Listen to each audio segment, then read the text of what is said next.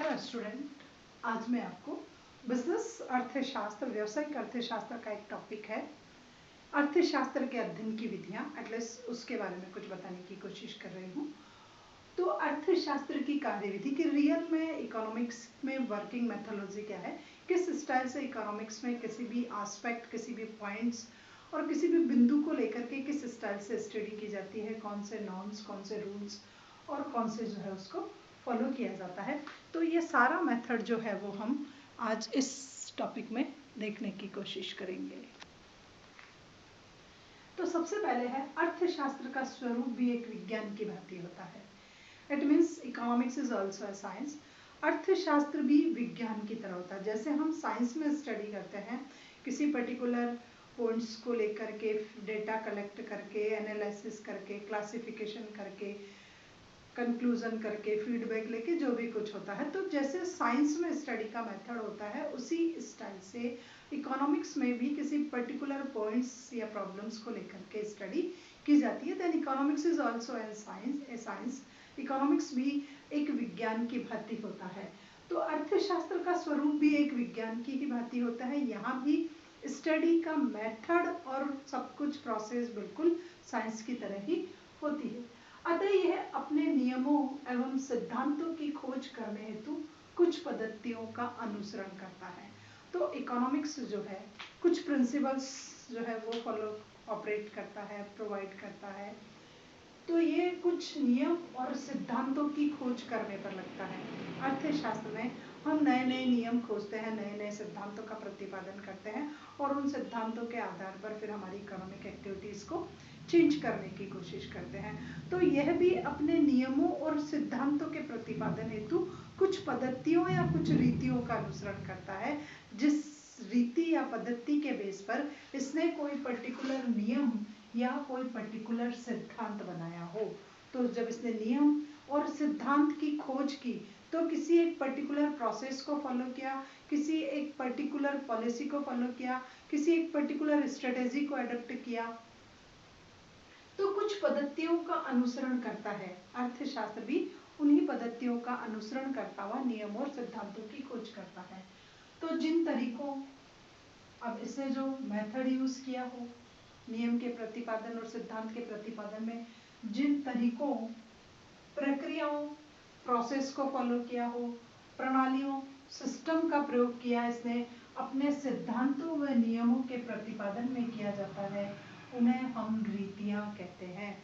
उसी को हम जो है वो रीति कहते हैं, कार्यविधि कहते हैं।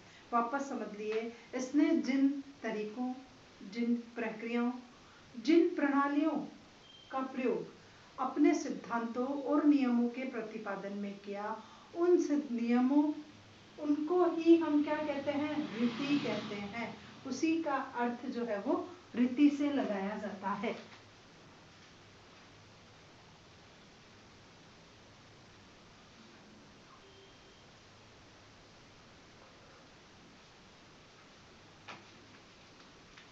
अब है अन्य विज्ञानों की भांति, अन्य विज्ञानों की भांति अर्थशास्त्र भी एक विज्ञान है। अर्थशास्त्र भी एक विज्ञान है। जितने आपके जैसे भी दूसरे बहुत सारे सब्जेक्ट्स हैं, तो उन सब्जेक्ट्स की भांति इकोनॉमिक्स भी जो है वो एक साइंस माना जाता है। तो अन्य विज्ञानों की भांति अर्थशास्त्र भी एक विज्ञान है। जैसे आपके बहुत सारे होते हैं सब्जेक्ट, उसी तरह भी इकोनॉमिक्स भी एक साइंस है। और इसका भी मुख्य उद्देश्य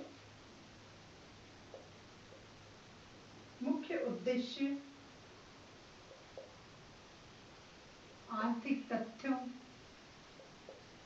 घटनाओं,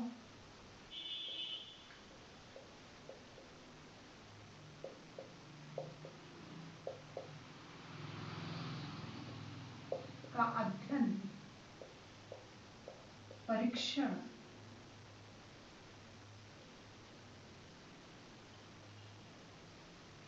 इसका मुख्य उद्देश्य आर्थिक तथ्यों, घटनाओं के अध्ययन, परीक्षण एवं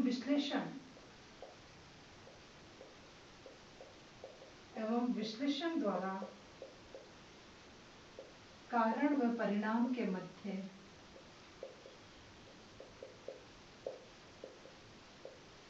पारस्परिक संबंध ज्ञात किया जाता है।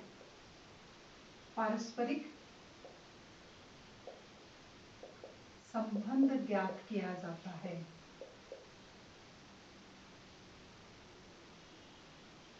और उस संबंध के आधार पर ही नियमों का प्रतिपादन होता है। वापस समझ लीजिए, ऊपर थोड़ा सा बेसिक बैकग्राउंड है कि अन्य विज्ञानों की भांति अर्थशास्त्र भी एक विज्ञान है, वो भी एक साइंस है। इसका मुख्य उद्देश्य, इकोनॉमिक्स का जो मेन ऑब्जेक्टिव होता है वो होता है किसी आर्थिक तथ्य या घटना का अध्ययन करना। कोई भी आपके इकोनॉमिक कोई फैक्ट्स है, आपके पास इकोनॉमिक कोई मैटर है, तो उस आर्थिक तथ्य और घटना का अध्ययन करना, उसका परीक्षण करना, उसकी टेस्टिंग करना एवं विश्लेषण द्वारा और उसको पूरा एनालिसिस करना। तो क्या क्या करना होता है, आपको आर्थिक तथ्य और घटना का पहले अध्ययन करना पड़ता है, अध्ययन के बाद आप उसकी टेस्टिंग करते हो, उसका परीक्षण करना पड़ता है एवं विश्लेषण द्वारा कारण व परिणाम के मध्य, कारण क्या था और रिजल्ट क्या है, what is the causes and what is the result, कारण और परिणाम के मध्य पारस्परिक आपको संबंध जो है वो ज्ञात करना है और फिर उन पारस्परिक संबंधों के आधार पर कुछ नियमों और कुछ सिद्धांतों का प्रतिपादन करना है। तो जिस बेस पर आप कारण और परिणाम के बीच संबंधों को ज्ञात करते हो और फिर आप नियम और सिद्धांत बनाते हो, उन नियम और सिद्धांतों को ही अर्थशास्त्र में वैज्ञानिक रीतियों के नाम से जाना जाता है। तो ये और इसका एक बेसिक बैकग्राउंड था कि उसे ही हम रीति कहते हैं। तो यहाँ पर है कि रीति का अभिप्राय कि सिस्टम क्या होगा, रीति का अभिप्राय उस तर्कपूर्ण प्रणाली से है। जो भी कोई रीति है उस रीति का अभिप्राय उस तर्कपूर्ण प्रणाली से है जिसका प्रयोग सत्यता को खोजने के लिए करते हो। रीति का अभिप्राय उस तर्कपूर्ण प्रणाली से है जिसका प्रयोग सत्य की खोज के लिए किया जाता है तथा उस सत्य को व्यक्त करने के लिए किया जाता है। तो रीति कुछ भी हो सकती है, आप सत्य की खोज के लिए करो, चाहे आप उस सत्य को व्यक्त करने के लिए करो, तो उसे ही हम इकोनॉमिक्स में पॉलिसीज या सिस्टम्स या स्ट्रेटेजीज उसके नाम से जानते हैं। तो ये पूरा बेसिक बैकग्राउंड था कि रियल में अर्थशास्त्र में रीति क्या होती है।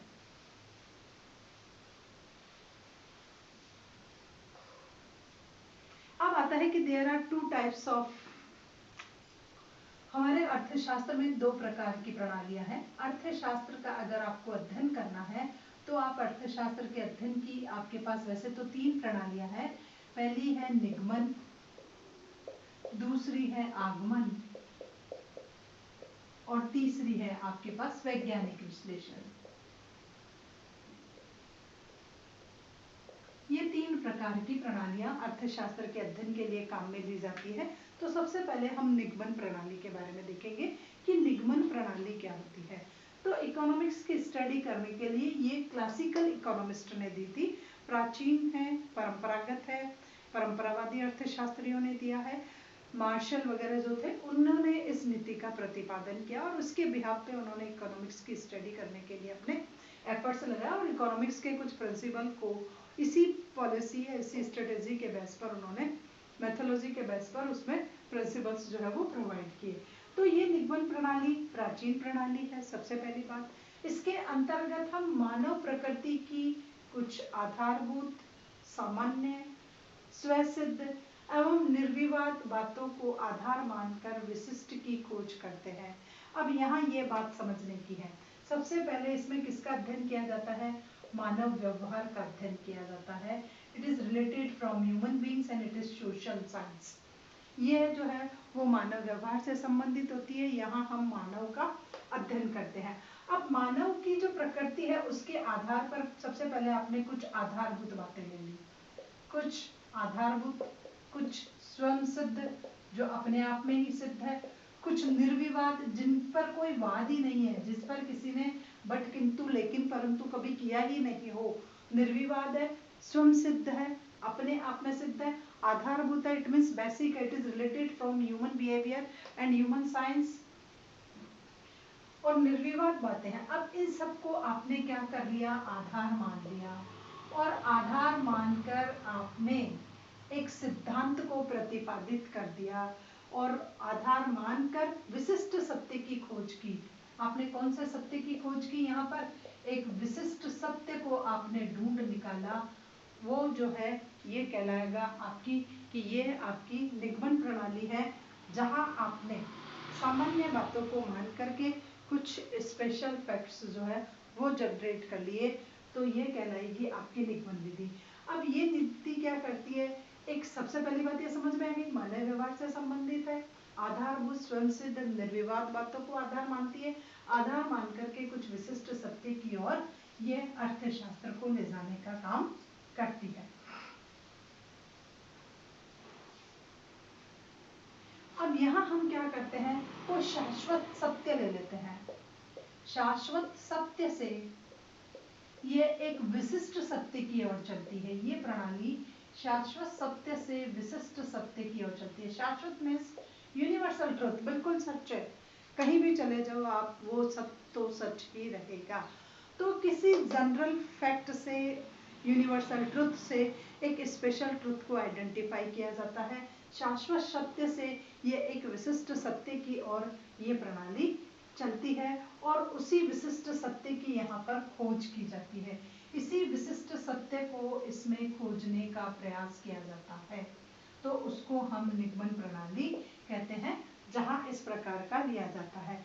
अब यहाँ पर आपका खोज का क्रम क्या रहेगा, खोज जो होगी वो सामान्य से विशिष्ट की ओर होगी। आपके खोज का जो क्रम चलेगा, आपकी जो रिसर्च चलेगी, it is from general to special. आपका जो खोज का तरीका होगा या आपका डेटा कलेक्शन का होगा, तो डेटा आपने जनरल पॉइंट से करे और आपकी रिसर्च जो आ रही है वो स्पेशल कैटेगरी की रिसर्च आ रही है, तो यहाँ सामान्य सत्य से विशिष्ट सत्य की ओर जाता है। जैसे एक सामान्य सत्य है आपके पास में कि मनुष्य मरणशील है, मनुष्य मरणशील है, क्लियर। आप सभी जानते हो कि मौत अंतिम सत्य है या प्रथम सत्य है, मुझे नहीं मालूम, वैसे मेरे हिसाब से प्रथम सत्य होना चाहिए, जन्म लिया वो जाएगा, लोग उसको अंतिम सत्य मानते हैं, आप भी अंतिम सत्य मान लीजिए। तो मनुष्य मरणशील है, बात क्लियर होगी, ये यूनिवर्सल ट्रुथ है। आप चाहे जापान में पैदा हो, चाहे जर्मनी में पैदा हो, चाहे इंडिया में हो, चाहे सुबह हो, चाहे शाम हो, चाहे सर्दी हो, चाहे गर्मी हो, किसी भी मौसम में पैदा हो, आप मरोगे जरूर। तो क्लियर फैक्ट हो गया कि मनुष्य मरणशील है। अब यहाँ पर क्या है, संगीता एक मनुष्य है, इसका मतलब संगीता भी मरेगी। तो सत्य क्या हुआ कि मैं भी मरूंगी, मैंने मेरा ही एग्जांपल लिया, तो ये एक मनुष्य है और अगर ये मनुष्य है तो ये भी मरेगी। तो आपकी एक स्पेशल कैटेगरी की रिसर्च आ गई कि संगीता भी मरेगी, क्योंकि मनुष्य क्या है, मरणशील प्राणी है, और फिर मनुष्य है तो एटलीस्ट वो भी इसमें मरेगा ही। अब यहाँ पर आपको इकोनॉमिक्स का भी एक एग्जाम्पल दिया गया है कि जैसे मान लीजिए ए एक उपभोक्ता है। उपभोक्ता क्या करता है, उपभोक्ता का उद्देश्य क्या होता है, वस्तु के उपभोग से अधिकतम संतुष्टि प्राप्त करना, वस्तु के उपभोग से अधिकतम संतुष्टि प्राप्त करना।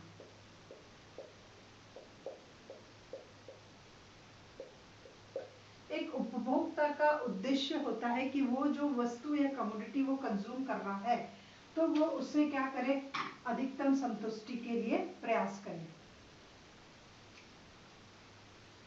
तो उपभोक्ता का उद्देश्य होता है कि वो जिस भी वस्तु का उपभोग कर रहा है उससे अधिकतम संतुष्टि प्राप्त करे। अतः संगीता एक उपभोक्ता है।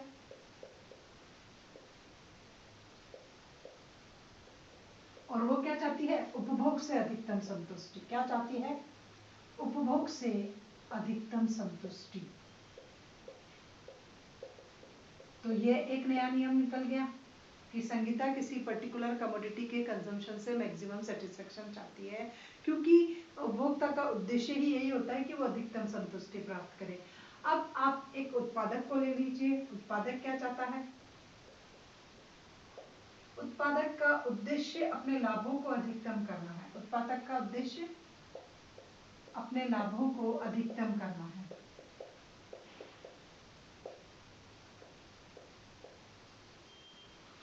हर प्रोड्यूसर यही चाहता है कि उसका प्रॉफिट मैक्सिमाइजेशन हो, जो भी वो प्रोड्यूस कर रहा है। अब वापस ले लीजिए कि राम एक उत्पादक है। राम एक उत्पादक है, तो उसका उद्देश्य अधिकतम लाभ कमाना है। उसका उद्देश्य उत्पादन से अधिकतम लाभ कमाना है। उत्पादन से अधिक लाभ कमाना है। तो ये एक स्पेशल कैटेगरी का जो है वो सत्य आ गया कि चाहे कुछ भी हो जाए तो भी वो क्या चाहेगा? अधिकतम लाभ कमाना चाहेगा। तो मैंने आपको 2 एग्जांपल लेके बताया। राम मनुष्य मरणशील है, राम मनुष्य है, राम भी मरेगा। उपभोक्ता चाहता है वस्तु के उपभोग से अधिकतम संतुष्टि मिले। संगीता एक उपभोक्ता है, उसको उपभोग से अधिकतम संतुष्टि चाहिए। उत्पादक का उद्देश्य होता है अधिकतम लाभ कमाना, तो राम एक उत्पादक है, वह भी चाहता है कि उत्पादन से उसको अधिकतम लाभों की प्राप्ति हो। तो इस प्रकार अनेक प्रकार के एग्जाम्पल से आप उन एग्जाम्पल से इस प्रणाली को समझा सकते हो कि रियल में निगमन प्रणाली होती क्या है। तो यहाँ खोज का क्रम पता चल गया। हम सामान्य से विशिष्ट की ओर चल रहे हैं। जनरल ट्रुथ आपके पास है, आपको एक स्पेशल ट्रुथ की जो है वो सर्च करनी होती है। ये इस प्रणाली की बेसिक कैरेक्टरिस्टिक्स आ जाती है। अब देखते हैं हम इस प्रणाली के गुण कि रियल में इस प्रणाली के गुण क्या क्या हैं। तो निगमन प्रणाली 2 प्रकार की होती है। सबसे पहला अगणितीय और दूसरी होती है गणितीय। अगणितीय में आप मैथमेटिकल फॉर्मूलाज वगैरह कुछ भी यूज नहीं करते हो। No formula, no addition, no search. जबकि इसमें आप मैथ्स का यूज हायर लेवल पर होते हो। आपके ग्राफ्स बनते हैं इसमें, और भी टूल्स जो है वो यूज किए जाते हैं। तो there are 2 types of this methods. First आपका मैथमेटिकल और सेकंड नॉन मैथमेटिकल। तो गणितीय और अगणितीय 2 प्रकार की रीतियां हैं। अगणितीय का प्रयोग हम मानव व्यवहार के लिए करते हैं और गणितीय का प्रयोग ग्राफिकल प्रेजेंटेशन के लिए करते हैं। बट रिसेंट टाइम में इस मेथड का जो है वो यूजेस ज़्यादा किया जाता है, क्योंकि जब तक आप ग्राफ नहीं बताओगे, आप कुछ फॉर्मूला यूज नहीं करोगे, आप मैथमेटिकल टर्म में एक्सप्लेन नहीं करोगे, तो ये प्रणाली किसी के समझ में नहीं आ सकती है। तो this is all about the निगमन मेथड की क्या होती है हमारी डिडक्टिव प्रणाली। अब आता है इसके गुण कि इस प्रणाली में क्या क्या गुण हैं, कौन कौन सी इसकी बेसिक कैरेक्टरिस्टिक्स है। तो उसमें सबसे पहला आता है सरलता, कि ये प्रणाली जो है वो बहुत ज़्यादा सरल है, बहुत इजी है, किसी के भी आसानी से ये प्रणाली जो है वो समझ में आ सकती है। सरलता क्यों है? क्योंकि एक तो ये स्वतः सिद्ध, देखो स्वतः सिद्ध और सर्वमान्य सत्य को आधार मानती है। स्वतः सिद्ध और दूसरा सर्वमान्य सिद्धा सत्य को, सर्वमान्य सत्य को इसने आधार मान लिया। अपने आप में सिद्ध है वो सत्य, उसको किसी प्रूफ की जरूरत नहीं है और सभी लोग उसको मानते हैं, ऐसा सच है।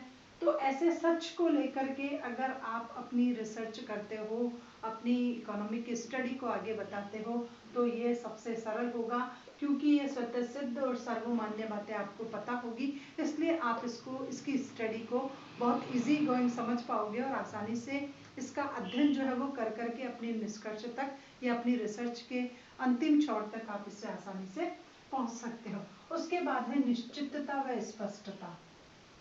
निश्चितता व स्पष्टता, ये 2 क्वालिटीज है। अब क्या है, अगर मान्यताएं सही हुई, सबसे पहली बात निश्चितता व स्पष्टता की सर्टेनिटी है और क्लेरिफिकेशन है। क्यों? क्योंकि अगर आपने क्या किया, निश्चितता और सत्यता, अगर आपने जो भी मान्यता मानी है वो मान्यता बिल्कुल सही है, पहली बात मान्यता सही है, और दूसरा आपने गणित के प्रयोग तर्कों के आधार पर किया है। आपने किसका प्रयोग किया है? गणितीय प्रयोग किया है।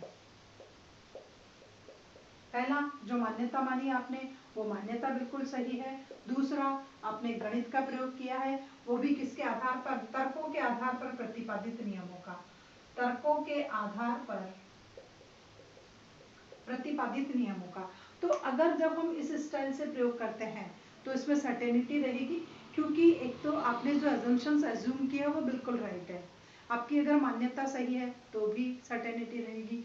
उसके बाद आपने जो ऑलरेडी पहले से ही मैथमेटिकल रिसर्च हो चुकी है, जो फैक्ट कलेक्ट हो चुके हैं, जिनकी वो आ चुकी है, गणितीय तर्कों के आधार पर प्रतिपादित नियमों के आधार पर आपने स्टडी की है, और तो उसमें निश्चितता बहुत ज़्यादा रहेगी, विश्वसनीयता रहेगी और त्रुटि की संभावना नहीं रहेगी, कहीं कोई मिस्टेक या कहीं कोई गलती इसमें नहीं होगी, क्योंकि हमने जो स्टडी की है उसमें गणित का भी प्रयोग किया, गणित के आधार पर तर्कों का भी प्रयोग किया है, हमारे नियमों में भी निश्चितता है, जो भी आपने नियम लिए हैं उन नियमों में सर्टेनिटी थी, निश्चितता थी, इस वजह से ये विधि विश्वसनीय और त्रुटिहीन मानी जाएगी। तो सेकंड कैरेक्टरिस्टिक्स हो गई निश्चितता व स्पष्टता। अब है थर्ड है इसकी निष्पक्षता। निष्पक्षता इट मीन्स इसमें जो है, जो निर्विवाद बातों पर नियमों का प्रतिपादन किया गया, किस पे किया गया हमने, निर्विवाद बातों के आधार पर नियमों का प्रतिपादन किया है।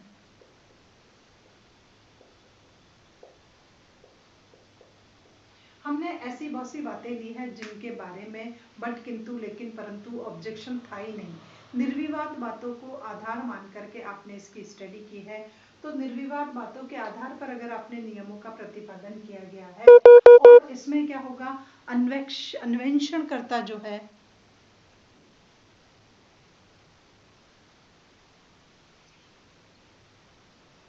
अन्वेषणकर्ता खुद भी अपनी बात को इसमें अब बायसनेस को जो ऐड नहीं कर पाएगा, अन्वेषणकर्ता अपने विचारों से रिसर्च को प्रभावित नहीं कर पाएगा, क्योंकि इसके अंतर्गत आपने पहले से ही जो बात और जो नियम लिया उसमें, अब मनुष्य मरणशील है ये सब जानते हैं, अब इसमें मैं रिसर्च करने जा रही हूँ तो मैं ये नहीं कहती कि संगीता कभी नहीं मरेगी क्योंकि उसको कोई बीमारी नहीं है, ऐसा इसमें नहीं हो सकता है।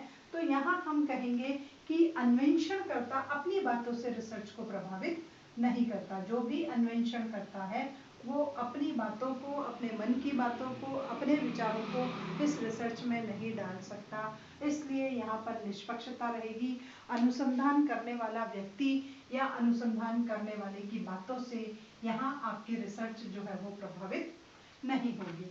उसके बाद है भविष्यवाणी। भविष्यवाणी यहाँ पर फोरकास्टिंग पॉसिबल है, क्योंकि सर्टेनिटी होने की वजह से आप इजी गोइंग बता सकते हो कि ऐसा हो रहा है तो ऐसा ही होगा। जैसे इन रिसेंट टाइम हम कह रहे हैं कि राजस्थान में कोरोना से इतने लोग मरे, तो हम फोरकास्टिंग कर सकते हैं कि 30 दिन में या महीने भर में अगर ऐसा ही चला तो इतने लोग मरेंगे। तो ये बात मैंने किसके बिहाफ पे की, जो जनरल हो रहा है, जो रियल में हो रहा है और सही में ऐसा ही होता है, रोज इतने लोग मर रहे हैं, तो हम इजी गोइंग फोरकास्टिंग कर सकते हैं। तो यहाँ भविष्यवाणी कर सकते हैं। भविष्यवाणी क्यों कर सकते हैं, क्योंकि हमारे निष्कर्ष सत्य थे, अभी जो निष्कर्ष निकाले वो अगर सत्य है, अगर मेरी मान्यता सही है तो मैं सही कह दूंगी कि अगर कल भी ऐसा ही हुआ तो ऐसे ही होगा, और परसों भी इतना ही चला तो इसी रेट से आगे कोरोना वायरस से, कोविड से जो है लोगों की डेथ होती रहेगी। तो हम एक फोरकास्टिंग कर सकते हैं, एक जनरल पॉइंट ऑफ व्यू को लेकर के एक स्पेशल बात को हम कह सकते हैं कि इट में भी पॉसिबल कि कभी कोई उससे मर जाए। तो ये वाली बात होती है कि हम इसमें भविष्यवाणी आसानी से कर सकते हैं। उसके बाद है सर्वव्यापकता। सर्वव्यापकता इट मीन्स ये यूनिवर्सल लेवल पर कहीं भी आप इसको अप्लाई कर सकते हो, इस मेथड के बिहाफ पे आप रिसर्च कर सकते हो, किसी प्रॉब्लम का सॉल्यूशन कर सकते हो, किसी विशिष्ट सत्य की ओर जा सकते हो, क्योंकि इसमें सर्वव्यापकता है। ये हर देश में लागू हो सकता है, हर समय लागू हो सकती है, हर परिस्थिति में ये लागू हो सकती है। तो हम कह सकते हैं कि इसके आधार पर जो है निकाले गए निष्कर्ष बिल्कुल सत्य होंगे, क्योंकि हर समय, हर देश, हर दशा पर ये सारे निष्कर्ष बिल्कुल सत्य खरे उतरेंगे। तो सर्वव्यापकता है, इसको आप कहीं भी अप्लाई कर दो, कभी भी कर दो, किसी भी दशा में कर दो, इससे जो निकाले गए निष्कर्ष है वो हमेशा सत्यता के करीब, सॉरी उसमें सर्वव्यापकता रहती है, क्योंकि इसको हर जगह आप आसानी से अडेप्ट कर सकते हो। कोई भी कंट्री इसको कभी भी इस मेथड के अकॉर्डिंग अपनी रिसर्च को जो है वो अपडेट कर सकती है। उसके बाद है मितव्यता। मितव्यता का अर्थ होता है खर्चों से। तो ये कम खर्चीली प्रणाली है। कम खर्चीली प्रणाली क्यों है? क्योंकि आपको इसमें कोई टेस्टिंग नहीं करना पड़ा, कोई इंस्ट्रूमेंट, कोई वैज्ञानिक, कोई लैब, किसी की इतनी ज्यादा जरूरत नहीं पड़ी, कोई वे अर्थशास्त्रियों का समूह, नथिंग एल्स। कुछ जनरल टॉपिक्स पे आपने कलेक्ट किए, व्यूज कलेक्ट कर करके आपने प्रिंसिपल प्रोवाइड कर दिया। तो यहाँ पर आपके ज्यादा खर्चे नहीं होंगे। ज्यादा खर्चे क्यों नहीं होंगे? क्योंकि हमने किसी प्रकार के कोई आंकड़े कलेक्ट नहीं किए। आंकड़े कलेक्ट कर करके, डेटा कलेक्ट कर करके आपने किसी प्रकार का कोई निरीक्षण नहीं किया, कोई प्रयोग नहीं किया, किसी प्रकार का कोई टेस्टिंग नहीं किया। आपको कुछ ज्यादा डिपार्टमेंट की जरूरत नहीं पड़ी, ज्यादा व्यक्तियों को अपॉइंट करने की जरूरत नहीं पड़ी। इस वजह से इस प्रणाली में इतना ज्यादा खर्चा नहीं होता है। बहुत कम खर्चे में हम एक जनरल से स्पेशल फैक्ट की ओर आसानी से इसमें चले जाते हैं। उसके बाद है उपयुक्तता। उपयुक्त का मतलब होता है कि ये मानवीय व्यवहार की बातों पर सबसे ज्यादा उपयुक्त है। उसके बाद सामाजिक प्रॉब्लम जितनी भी होती है उनका समस्या हम कर सकते हैं।